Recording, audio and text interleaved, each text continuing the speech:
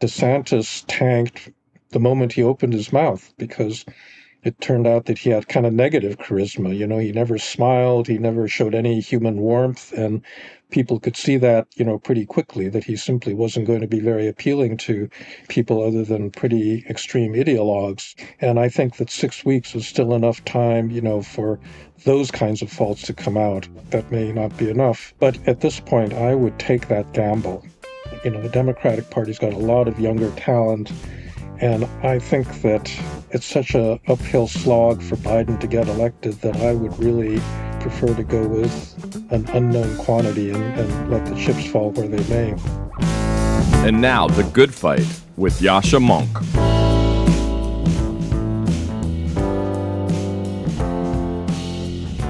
My name is William Deresiewicz, and I recently wrote a piece for Persuasion called Deep Reading Will Save Your Soul. It's about the proliferation of serious programs for the rigorous study of the humanities that I've observed taking place outside the context of higher education in recent years. Everybody knows that the humanities are dying on campus. Students are increasingly uninterested in them, and institutions and their stakeholders are increasingly uninterested in supporting them. But it seems clear that adults in particular are still interested in serious engagement with literature and philosophy, and maybe even more and more recently because of the shoddiness and superficiality of our public discourse, including the kind that presents itself as being about ideas. So I talk about several of these new programs or newish programs, and I especially talk about one that's very close to my heart because I'm involved with it. It's called the Matthew Struthers Center for the Examined Life. It's named after a former student of mine who had wanted to start a small group residential study program for young adults, adults in general, and died before he was able to get it off the ground. But me and a bunch of other people who knew him have now created this thing. And so I talk about these programs, and I talk especially in the second half of the piece in greater depth about why people want to do them and what they provide. So I hope you'll read it. William Deresiewicz's article, Deep Reading Will Save Your Soul, was published by Persuasion. To learn more about the community we're building at Persuasion and to get similar articles directly into your inbox, head to www.persuasion.community. My guest today is Francis Fukuyama. Frank is the Olivier Nomellini Senior Fellow at Stanford University. He is, of course, also the author of a famous essay and book, The End of History, the amazing series of books about the origins of political order, as well as his latest book, Liberalism and Its Discontents. Frank and I did a tour d'horizon of contemporary politics. We discussed the very consequential legislative elections that are happening in France at the moment. We talked about Ukraine's prospect in the war with Russia. We discussed what the political scene looks like in the United States in the wake of last week's presidential debate. This conversation really covered all the bases in trying to make sense of a particularly volatile moment for democracy and for politics around the world. Francis Fukuyama, welcome back to the podcast. Thanks very much, Yascha. It's great to be back on. So, Frank, these are interesting times, to say the least, as we're recording this. It's been a couple of days since the French legislative elections happened, at least the first round of them, with close to a majority for the far-right Rassemblement National, the alliance of the left, which goes from the center-left to the far-left, on second place. Macron's political force is much diminished in third place. We are still reeling from the American presidential debate and the revelation that, as seemed evident before, but was not quite as visible to our eyes as it was last Thursday, Joe Biden has serious issues of cognitive decline. And yet it looks like the Democratic Party is insisting on keeping him on as the candidate. Help us make sense of what's going on right now. How do you see these turns of events in the United States and France? How do you see the election in the United Kingdom? How do we make sense of all of this? Well, I'm not sure that you can make sense of everything because you have some very contradictory trends. I think the worst developments are those that are going on in the United States. You could also add the Supreme Court decision on presidential immunity, where the High Court 6-3 has basically endorsed some limited degree of presidential immunity that will certainly make impossible a trial before the election. So you can add that to your list. So if we go to a global level, I am not as pessimistic about the outcomes of this year of elections as some people are, because I think that actually democracy has turned out to be reasonably robust in a number of places. So there are very worrisome countries, in particular France and the United States. But, for example, in the European parliamentary elections, Poland and Hungary both continue to reject or diminish the support for their populist leaders. You've had other elections around the world that have actually gone pretty well. Narendra Modi lost his majority in the Indian election. People are very worried about Claudia Sheinbaum winning by such a large margin in Mexico, but I actually think that that's not the right takeaway, because actually Mexican democracy, I think, has proven to be quite resilient. The reason that she's popular is that her predecessor, AMLO, was the first leftist president of Mexico ever elected, and he actually did something for poor people. And so I think there's a kind of substantive background to that and people are projecting forward their fears about what she could do with that kind of parliamentary majority, but that hasn't happened yet. And so, it's a very mixed picture that really began with the Polish election last year, where the liberals gained power and stopped the peace. So we need to then focus on the really problematic cases. And as I said, those are France and the United States. The thing that there's, of course, several uncertainties. There are two possible outcomes after the second round of the French election. One, which I sort of think is the most likely, is a kind of forced cohabitation of Macron with some coalition. But you have to remember that the Rassemblement National did not win a majority. They've got, 30-some% of the vote and the seats in parliament. It's not going to be easy for them to form a coalition either with Macron's party or with La France Insoumise, the leftist coalition, because they really disagree on some pretty fundamental policy issues. And so you may have more of a chaotic France rather than a France dominated by a unified and determined party. The other thing that we don't know about France is really where Marine Le Pen stands right now. She has been working very hard over the past several years to move to the center, to try to cast off the legacy, the truly fascist legacy of her father. There's another truly right-wing party to her right. This is Eric Zemmour's party that has actually absorbed a lot of the hardcore right-wing support that her father used to get. And in Europe as a whole, there's this interesting situation where Giorgia Meloni in Italy has emerged as the kingmaker or queenmaker, whatever the right word is, because she is somebody that was, broadly suspected of being hard right. She's, especially in foreign policy, proven not to be that. And in any event, once these right-wing parties decide that they're not going to follow Britain and try to exit the EU, just staying in the EU actually provides a number of institutional checks on, how far individual member states can go. Those checks didn't prove to be that effective in a place like Hungary, right, where Viktor Orban has been quite successful in consolidating power in his own hands. So let's dig down to a few of these different questions that you've raised. This is an excellent tour d'horizon. Perhaps let's start with France and more broadly Europe, and then work our way to the United States and the rest of the world. So in France, we've had the first round of the presidential elections so far. As I understand it, it is likely that no single formation is going to have an outright majority, for it is possible that the far right will somehow manage to squeak out enough votes in these strange two-way, three-way, and even four-way runoffs they have this coming Sunday to actually win outright. So as you're saying, one of the questions is, how should we think about Marine Le Pen? She comes from a political party that clearly was after its founding by Jean-Marie Le Pen, Marine's father, nostalgic for the Third Reich in certain ways, apologetic of France's actions in the Vichy regime, quite openly anti-Semitic, openly racist. Marine Le Pen has at this point for 15 or so years been trying to moderate the party. The project of detoxifying it is of long standing. And so the question is, was that a genuine political shift?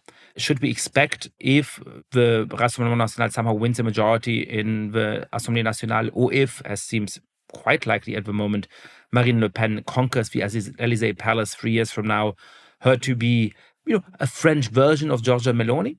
Or should we expect her to go in the direction of somebody like Viktor Orban or somebody of a different kind of traditional far-right orientation? And to what extent would that pose a threat to French democratic institutions? What's your assessment? I mean, assuming that we're fast-forwarding the clock right now and it's 2027 and Le Pen is in the Élysée and she has a majority in the Assemblée Nationale. I assume you'd be worried about this. Would you be completely alarmed, or would you think, this is something that the French political system can deal with? Well, look, there's no way of knowing what that future holds. I think that it will depend heavily on some other factors that are outside of France. For example, if Donald Trump and the Republicans win big in November, I think that's going to affect politics everywhere. Every populist anywhere in the world is going to take heart, and they will get the support of Trump and his allies here in the U.S. If the Russians do better in their fight against Ukraine, that's also going to affect things, because it will look like, strongman authoritarianism is on the move, and it's going to give comfort, and it's going to shift, I think, a lot of populists to the right. As we're saying, right now the ones in the EU have to operate under EU rules, but challenging the EU and its democratic values, may be, more widespread. So that's my answer. You can't answer your question. We don't know how this is going to work. The question of whether Marine Le Pen is sincere or not, I think, is the wrong question, because, these countries still remain democracies where people have to get votes. And so, she moved to the center because the French public, after several failures, indicated that they were not going to support enthusiastically a hard right politician. And so, she's making a political calculation the way every politician in human history has. And I think that those, barring a major shift in French public opinion, I think those would continue to operate, even if if she's elected and she gets the kind of majority that you're talking about. So I think those are just things to think and worry about, but I don't think there's anything there that allows you to make a firm prediction one way or the other. What do you expect for France in the next year? So clearly Macron is not going to have his own majority in the Assemblée Nationale. Either there will be no clear majority in the assembly, or it'll be a majority that is quite hostile to Macron. Do you think that is going to somewhat complicate the work of the European Union and Europe's effectiveness in confronting Russia and Ukraine and other things, but ultimately be the kind of problem that countries often go through? Or do you think this is really a major concern, as France is basically out of action for the next years? Well, the French president is very powerful with regard to foreign policy and defense policy. I mean, that was really the point of the Fifth Republic. And so Macron will still be in charge of things like support for Ukraine. Now, he's got to get people to vote for budgets, and that's going to be a difficulty. But I don't think there'll be a sudden reversal of French foreign policy. The main problems, I think, will be for France as a society. I mean, he finally managed to get through this pension reform. I mean, I still can't get over the fact that French people think that it's a burden to have to retire at age 64 or 63, whatever they moved it to. But, the pension system is not sustainable, and he was doing something that was actually quite responsible. And I think both the left and the right have vowed to undo that. So they're there are things like that that would have been good for France, and his effort to create a moderate middle in French politics has unfortunately collapsed. And I think a lot of that is his own fault. I mean, he's a very personalistic politician. He managed to undermine the socialists and the Republicans and the other mainstream parties, but he didn't create his own durable party. Everything was about him. And as a result, nothing is going to survive him. Yeah, so, clearly there was a project that Emmanuel Macron pushed forward, which was interesting. It was to have a new kind of political center, to be innovative in terms of the form of a political party and the appeal to the public while being moderate in ideological orientation. And this was, in the first instance, a huge success. I mean, he managed to pulverize the old party system and get elected president twice, and at least the first time around with a significant majority in the National Assembly as well. That project has now faltered. And one set of reasons you could say for it faltering is what you've pointed out, that Macron is very, as they say in France, Saturnian, that he thinks that everything should revolve around him.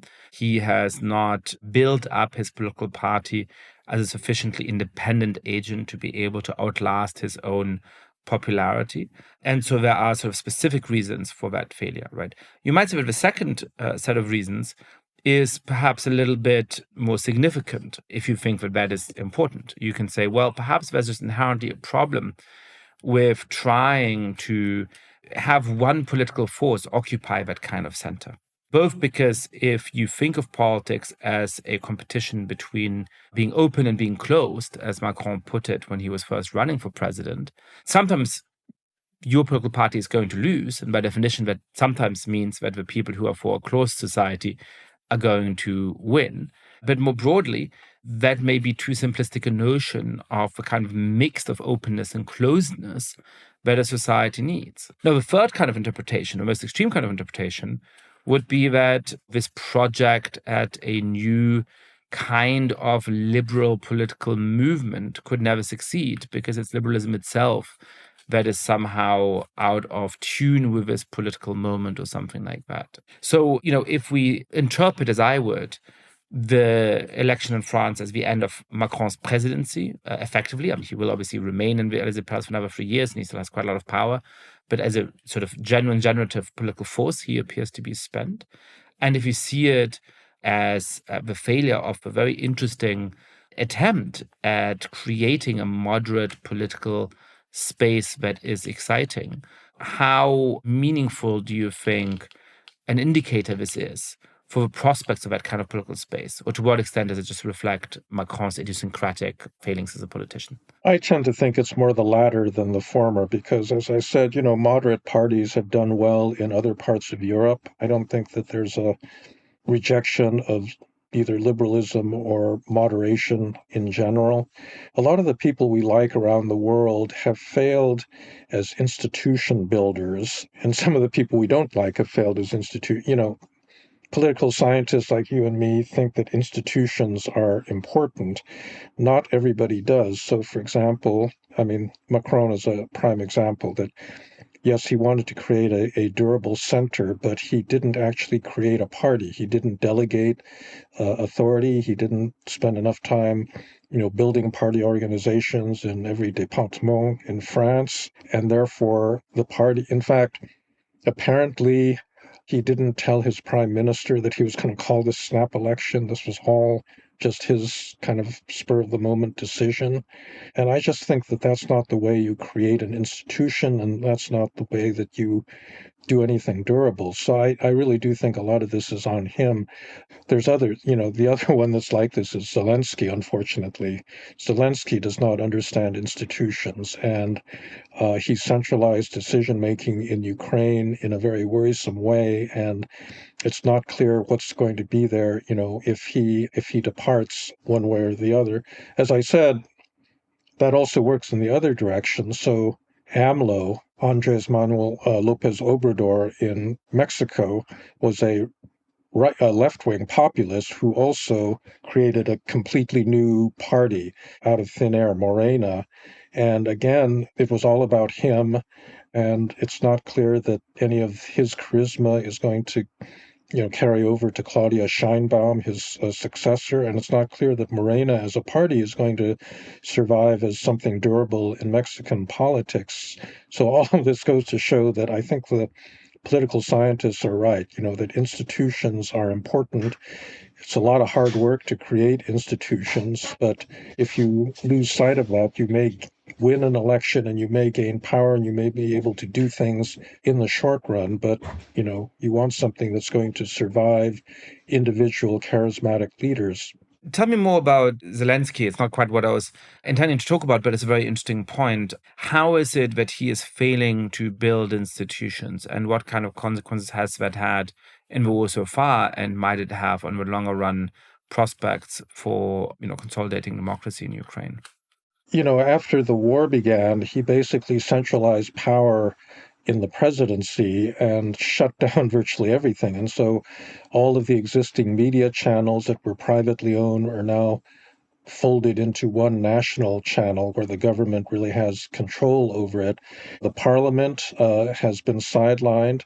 His party, the Servant of the People Party, that had when they were first elected back in, 18 or 19, they had a huge majority because people really didn't like the corruption of the existing parties, but they have no institutional coherence right now. They're not any kind of a check. Everything is centralized through not just the executive branch as a whole, but the office of the president. So his chief of staff, Andrei Yermak, is kind of accused of being a kind of mini dictator because he controls access to Zelensky and really makes all of the important decisions in the country. They should have had elections a couple of months ago by the Constitution, but those elections have been suspended. I understand why they have argued that because, they've got 8 million people displaced, and under wartime conditions, voting is very difficult. So all of that is correct, but there doesn't seem to be any real thought or urgency to legitimating his continued rule through, some kind of a popular mandate. And so all of that is quite worrisome, as are the evidences of a lot of palace politics now that's really replaced democratic politics in terms of sacking individual officers, senior officers, relieving people of their positions, like our friend Mustafa Naim, who is heading the Reconstruction Agency for very mysterious reasons, so the lack of transparency and ultimately, it's going to turn into a lack of legitimacy, I think, are very worrisome in Ukraine. And so, you clearly are a strong supporter of Ukraine. You think that it is very important for Western countries to help Ukraine see off the Russian invasion. How, if people point to the things that in a very forthright way you've just enumerated and say, look, the claim here is that this is a fight between democracy and authoritarianism, but once you look under the hood, you see all of these problems in Ukraine, you see the lack of democratic legitimacy for Zelensky. At this point, you see the concentration of power in the presidency. That somehow, they might argue, shows that the entire premise for helping Ukraine was wrong and naive and fraudulent. What would you respond to them? Yeah, I think that, the fundamental justification is wartime exigency. And I think that given that they're in an existential fight for their lives, that still goes a long way in excusing this lack of institutionalization. I think at a certain time they're going to have to confront this problem, particularly if they have to make a very hard decision like negotiating a ceasefire, with Russia.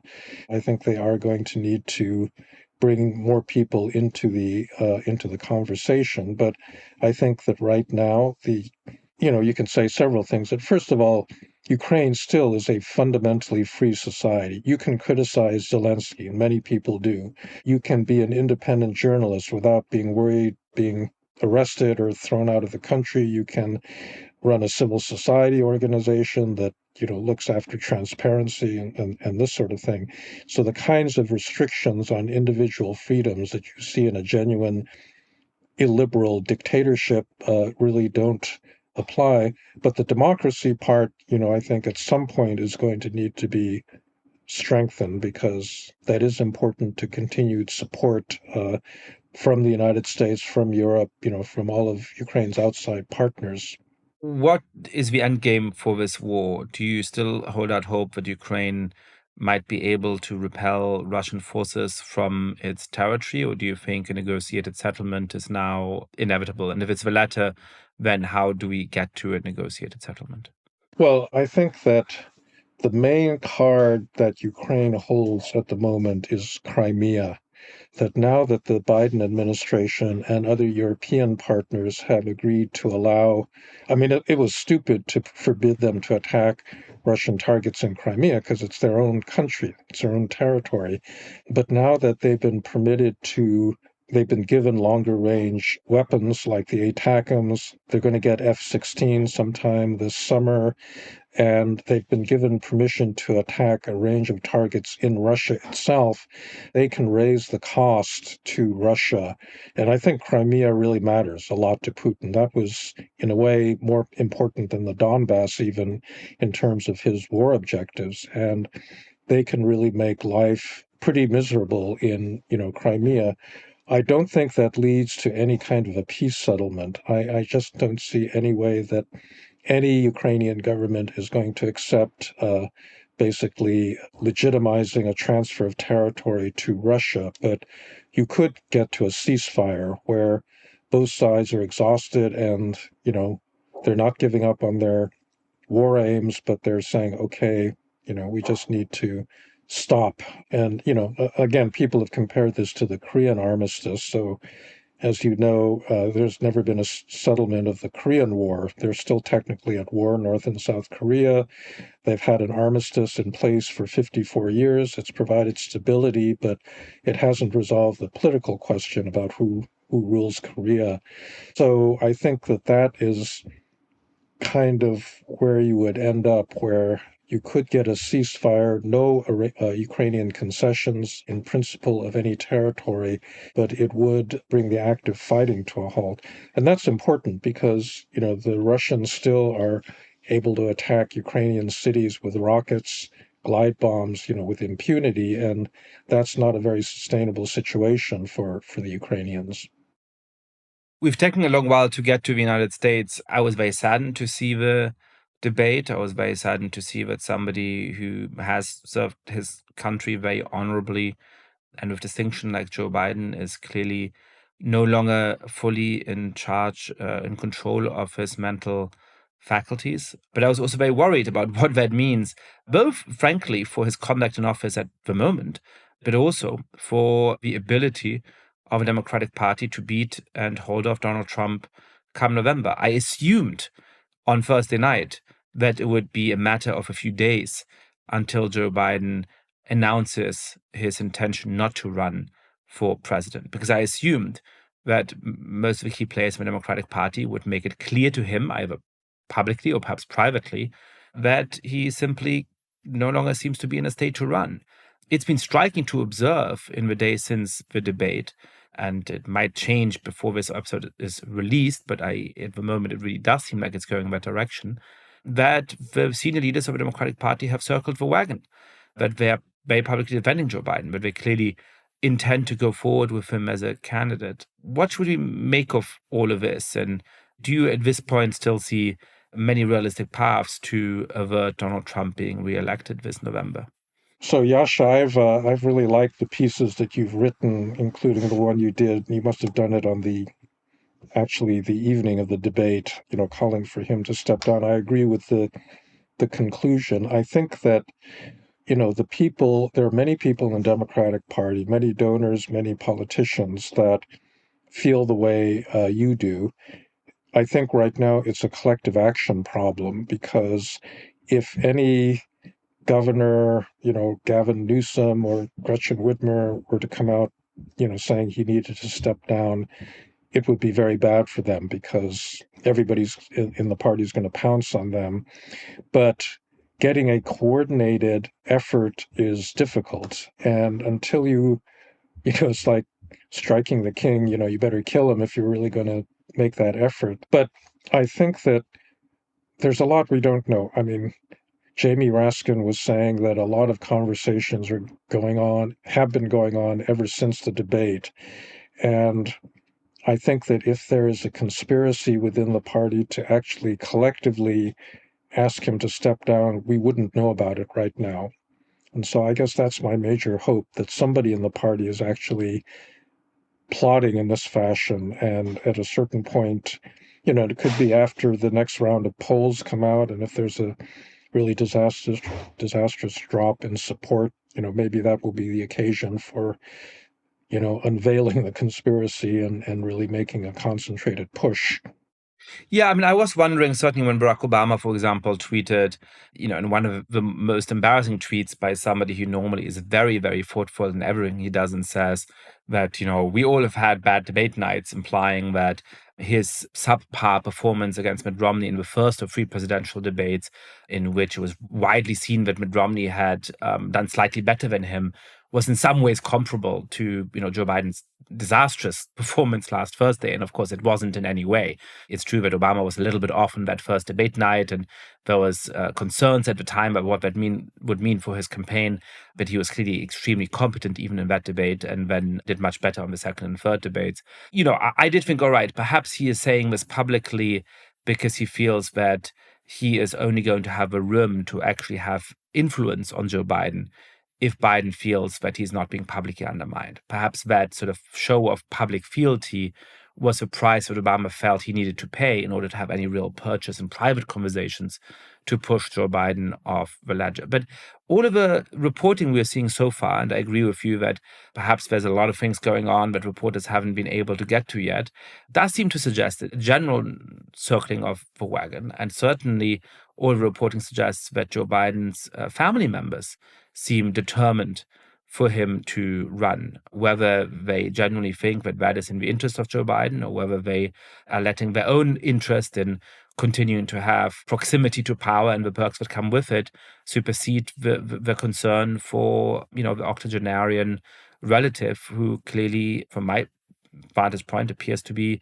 in desperate need of some rest and relaxation. So I guess I am quite worried at this point that what we're seeing in public may be what's actually going on, that any private efforts to exert power on Joe Biden may be a lot less coordinated and coming from much less senior people than I would have expected them to come a few days ago. I don't know, Frank. I mean, I guess the proof is going to be in the pudding. We'll know a few weeks from now if Joe Biden does step down. What do you think the likelihood is that Kamala Harris would then become the nominee? Do you think there's a way of getting around that? How disastrous do you think a contested convention would be? I've sort of floated the idea, which I know is half-baked, but any course of action at this point is half-baked, of having a kind of one-day consultative vote that the Democratic Party could organize, allowing voters in all states on the same day to express their preference between whatever candidates would have declared at that point. That may not have been binding at that point on delegates to the DNC,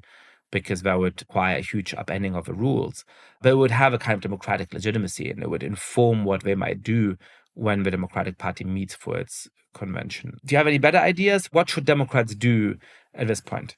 I think that they've got 6 weeks until the convention, which is a long time. I mean, British elections take place within a 6-week window from start to finish.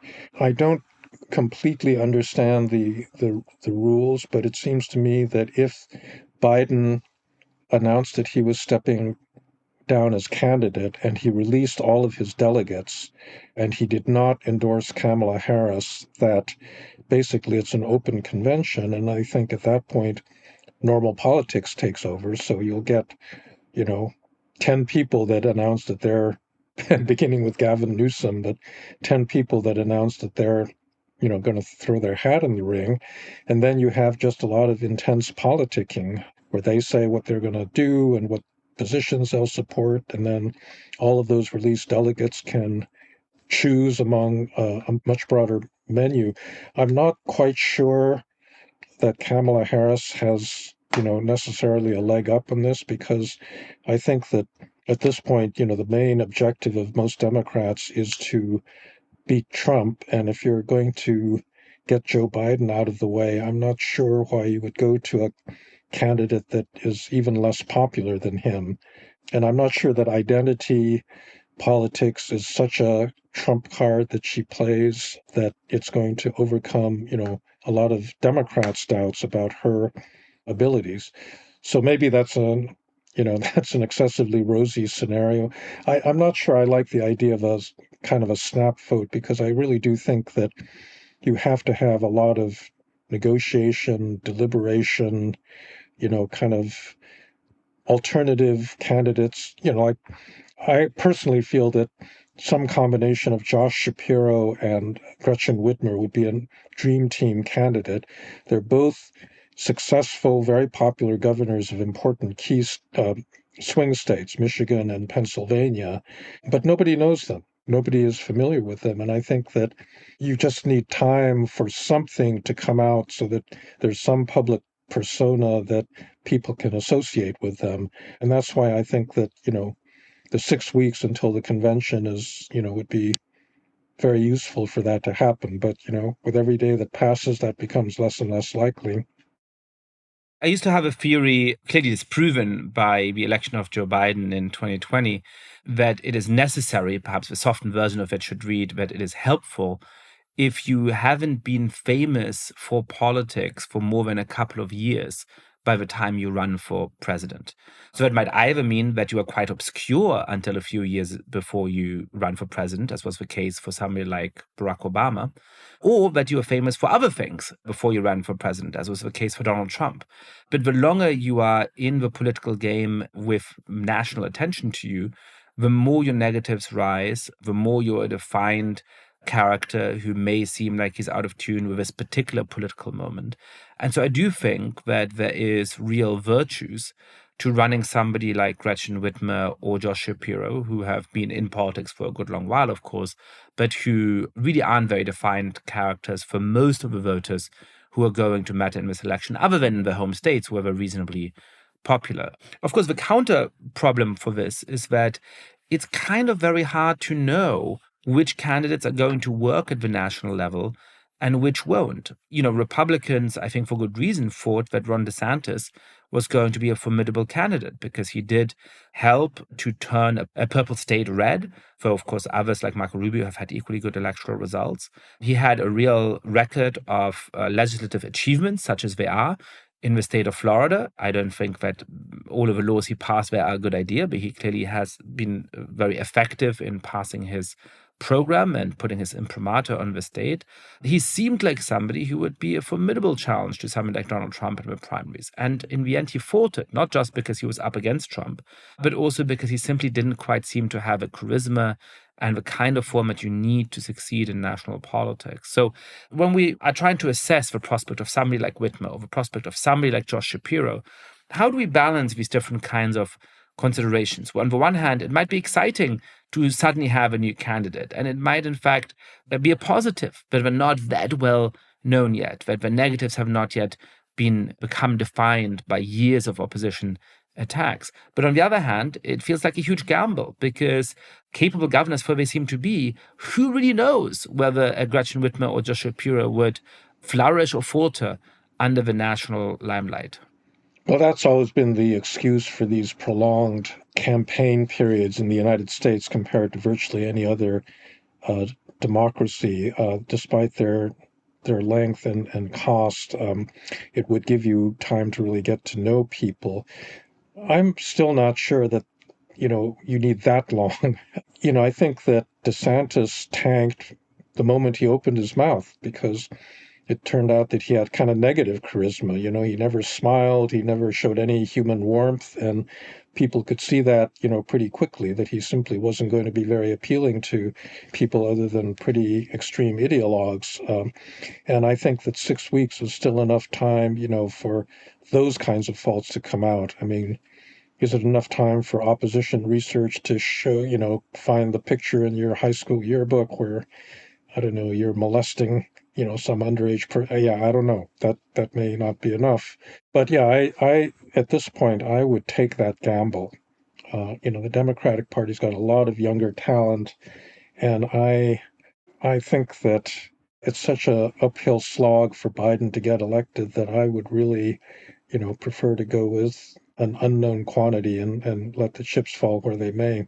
I certainly strongly agree with you. Even though I was favorable to Joe Biden's candidacy in 2020, I was never his biggest fan. I was never excited by him, but I did think that out of a candidate pool that was left standing towards the end of that primary process, he was the right choice. And, clearly he did manage to win against Trump in 2020. At this point, I just think it's political malpractice to imagine that you can force American voters to pick him. So it does now seem that in a very unpredictable election in which we're not even sure who the candidates are going to be, there is a very, very real chance that Donald Trump will get reelected. I remember you writing in 2016 that Trump's election at that time would be a kind of natural experiment, that it would put to the test whether what makes up the core of a political system is its institutions or the public spiritedness of its leading office holders. If it's the former, then you predicted American democracy would hold up pretty well. And I think that's what at the time you believed would happen. If it's the latter, then Donald Trump would be able to inflict serious damage on the American Republic. How do you think the natural experiment played out in the first Trump term, looking at it, with about 3.5 years of hindsight? And how do you think that natural experiment would be likely to play out if Trump does get reelected for a second term?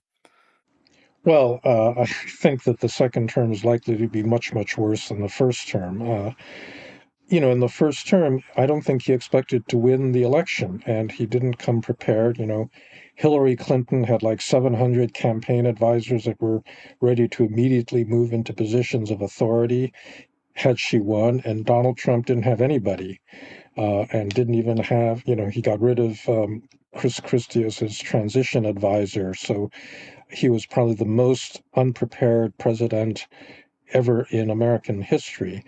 But that's not the case right now. I'm busy working on a project to counter a revival of Schedule F. The Heritage Foundation has been working on this Project 2025 in order precisely to overcome the kind of weaknesses that existed in the first Trump term. So they want to revive the Schedule F executive order that was issued right at the end of the first Trump administration that essentially would have allowed them to fire any civil servant in the executive branch that they wanted. They want to revive that, and they are compiling lists of people that are chosen primarily on the basis of their personal loyalty to Trump to replace them. And the numbers they're talking about, sometimes go as high as 50,000. I mean, imagine if you replace, for example, the head of the IRS with a Trump loyalist. Is that person going to be willing to audit a journalist that, Trump gets annoyed at? So I think that the institutions, especially the judiciary, were pretty strong in the first Trump term, but I think that he's going to weaken those institutions on day one, if he's reelected. And so I think that, we're facing a much, much bigger challenge. So does that mean that the confidence you had in 2016 that the institutions would be able to withstand the person has been reduced? Oh, definitely. I am much less confident about institutions holding simply because there's been a learning process on the part of both Trump and the Republican Party. And,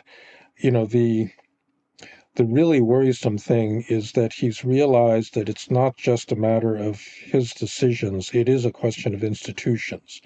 And if he doesn't get hold of those institutions, then he's not going to be successful in his second term. This week, the Supreme Court decided to grant Trump partial immunity from prosecution. What do you think about that ruling, and how do you see the role of the Supreme Court shaping up over the next years? I have found that suggestions that the Supreme Court is completely partisan, that it is willing to undermine American democracy, have so far been unfounded. The most obvious example of this is that they quashed all attempts by the Trump campaign to overturn the outcome of the 2020 election in a very, very clear way. But the ruling in this case perhaps goes the furthest so far in creating the space for Trump to be a genuine threat to American institutions. So how do you see this ruling, and how do you interpret the broader course of action of the Supreme Court in the last years? I'm very disappointed in the ruling, both substantively and in terms of the effect on the election, because at a very minimum, what it does is it sets up a whole nother set of hearings that Judge Chutkan has to hold in her court, which can then be appealed. And there's going to be this endless cascade of delays, which means that in this case, we'll never hear it before the election. And if Trump is elected, he can simply pardon himself and bring the whole thing to a close. I think the court has actually been a little bit more open to certain ideas than, its many liberal critics believe. Amy Coney Barrett, for example, has actually, I thought, issued some fairly interesting disagreements with her conservative members. And there are a number of decisions where they didn't take the Republican side. For example, in this, I believe it was a Louisiana redistricting case and a few others. But on the whole, I think they're very political. And I unfortunately think that in this case, politics was one of the overwhelming drivers of the decision. So let's broaden this back out to the state of democracy around the world. We're now well into the second decade of a global democratic recession, with more countries moving away from democracy than towards it. We are facing potentially a situation in which Trump is the president of the United States, Marine Le Pen is the president of France, the so-called illiberal international is really gaining in strength around the world. At the same time, as you've pointed out, there's been significantly good news from countries like Poland and Hungary. We've seen in India the resilience of a democracy in which Narendra Modi won a much less convincing majority than many expected. How do you think the conversation about democracy will look in 5 or 10 years? How much reason is there for optimism in dark times? Yascha, I think that the resilience of democracy cannot be taken for granted, but it can also be underestimated. There really is no systematic alternative political system that rearranges political institutions in a fundamental way that is not democratic. There's obviously Russia and China that are just pretty unapologetically authoritarian systems. But for most of the rest of the world, democracy, the voice of the people still matters. What's come under greater stress is liberalism, that is to say, a set of constitutional rules or the rule of law that try to limit government power. I think most of the threats have come in that sphere. But there are reasons for having continued confidence in the resilience of liberal democracy because, the failure to consult, the failure to get broad approval, the failure to observe limits oftentimes leads to policy failure. We've had a couple of them in recent years, big ones, the Ukraine war, where Putin didn't listen to anyone other than his own inner voice telling him he was the new, Peter the Great. And I think zero COVID and the way that Xi has been handling the Chinese economy, both, in defiance of what I think other leaders in that society would have advised. So I think that, the alternatives to democracy have opportunities to show, their own weaknesses. And I think that the advantages of having democratic restraints on power are still things that are valued by people. However, I do think that what happens in the United States is really, really important for global democracy, given America's power and given the role that it has played in setting an international agenda, over the past, 5, 6, 7 decades. And I think that with the weakening of, liberalism in the United States, you are going to start changing more fundamental things, the ideas that underlie what had been a kind of assumption that liberalism was the only way to organize a society. I'm very troubled that there are certain signs in the wind that I think are very dangerous. People are openly talking about things that had been completely verboten. So I've been reading reports in Germany that although this got one of the AfD leaders in trouble, that actually praising National Socialism is, something that's heard on the extreme right, more frequently in the United States. There's been a kind of mini revival of the Confederacy, saying, well, maybe the Confederacy wasn't so terrible after all. And this is something that's really not, been apparent in many, many decades. So I think we've got to worry about those things, but also, have a certain amount of confidence in our own democratic institutions, because if we don't believe in them, who else is going to? Certainly not democracy's enemies. Thank you so much for listening to The Good Fight. Lots of listeners have been spreading the word about the show. If you too have been enjoying the podcast, please be like, rate the show on iTunes, tell your friends all about it, share it on Facebook or Twitter. And finally, please mail suggestions for great guests or comments about the show to goodfightpod@gmail.com. That's goodfightpod@gmail.com. This recording carries a Creative Commons 4.0 international license. Thanks to Silent Partner for their song, Chess Pieces.